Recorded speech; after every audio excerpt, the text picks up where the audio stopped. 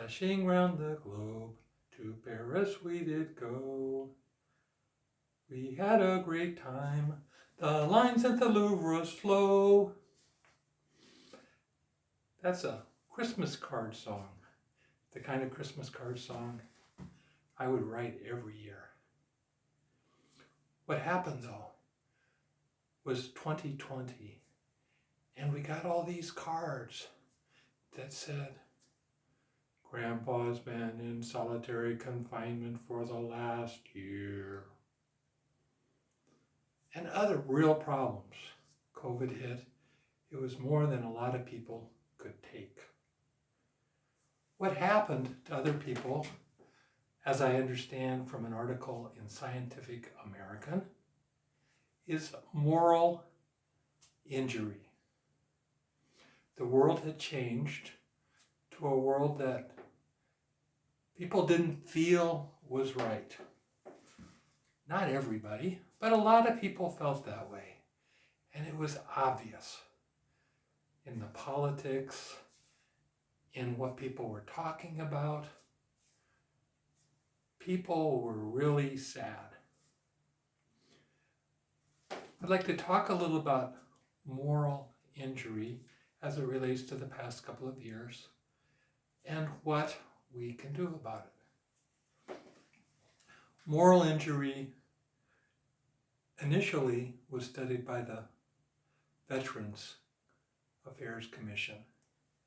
And in their research, they found there was something different than post-traumatic stress disorder, something different than plain old depression.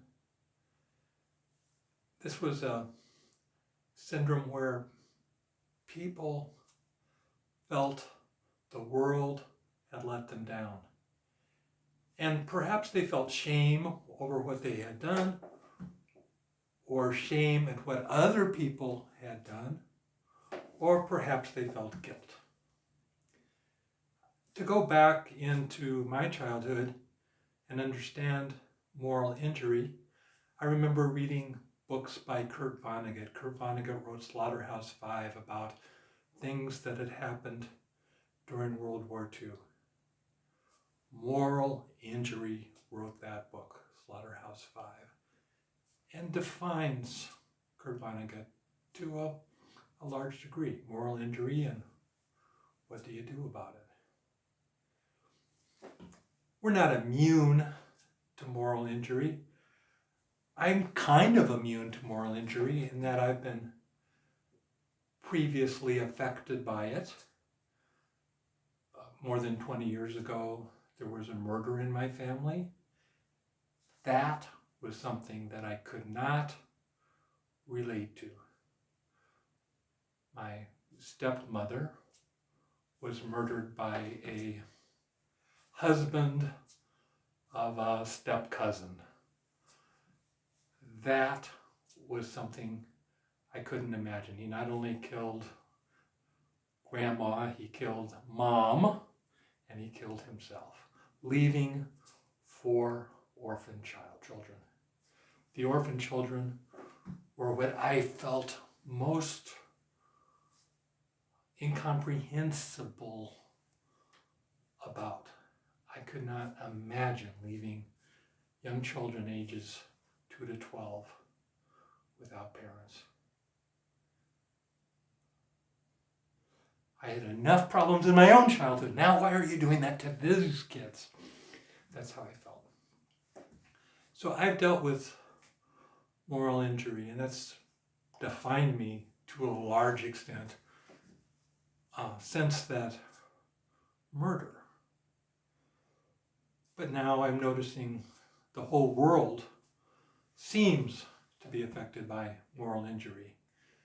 I learned about moral injury in a Scientific American article. One of the examples they gave was doctors. Doctors are leaving the profession at record rates. And why? Because they go to work every day and they put the patient ahead of themselves. They risk their health in treating people with communicable diseases that are very serious. And then they run into patients that argue with them over putting on a mask while they're being treated in the hospital. Argue with them over their diagnosis. Doctors left the profession in record numbers. And I know from my wife's experience as an occupational therapist at the hospital that the feeling that those doctors have is real, because she's felt some of that herself. These people, they don't get it. They put on that mask for me. Of course, she doesn't have to treat them if they're not following the rules. So that is moral injury, and how it has affected my family. Everybody else, well, run the gamut. The political situation in America is wild, and lots of issues people have had over the last couple of years. But it's Christmas time, and how do we get over it? How can we as a society, we as individuals, deal with our moral injuries and move on? What the Scientific American article said was that we need to address the guilt or the shame that we may have. If we feel guilty about something, try reparations of some sort. If we feel ashamed at the world, then maybe there's something we could do to help the problem. I know when the orphans were left by that murder, that was something that was really not healed, except one thing that helped was having a child of my own that I could focus on. Because if I couldn't cure that family, which I really could not, I could at least do right by my own children. What would Kurt Vonnegut say? Kurt Vonnegut would say, we need to look at people and we need to see dignity in people. If we see dignity in people, then we can't help but want to help them. We can't help but see value in these people. And that's what we need to try to do. We need to try to follow the guidance of Kurt Vonnegut, who saw horror beyond belief in World War II. And we need to get beyond our own moral injuries and see if we can't help others. And the first step is to see dignity in other people if we can. Merry Christmas!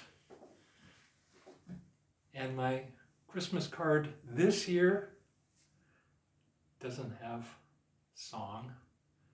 I don't think the world is quite ready for that.